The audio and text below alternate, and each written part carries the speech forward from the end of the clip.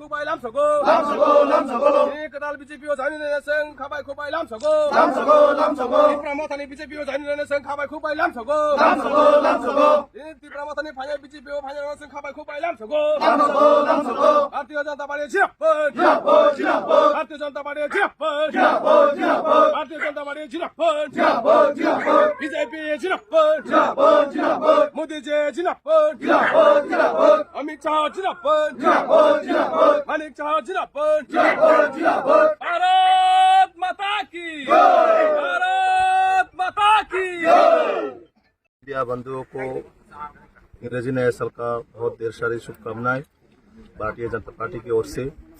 आज गोलाघाटी मंडल के अंदर जो अरण्य गांव है उसमें करीबन 51 फैमिली कितना वोटर थे 206 ऐसा वोटर है जो तिप्रामाथा छोड़ के भारतीय जनता पार्टी में शामिल हुआ है।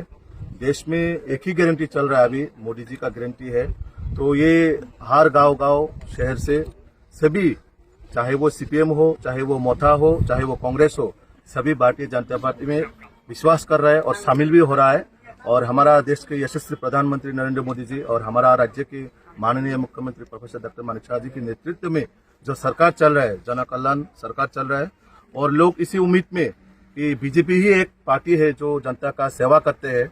हमारा इस लोकल का हर कार्यकर्ता हम सभी लोगों की सेवा में लगी है और ये हमारा लक्ष्य है। विकसित भारत संकल्प यात्रा के माध्यम से लोगों को समाज के अंतिम व्यक्ति तक हम लोगों को काम करना है।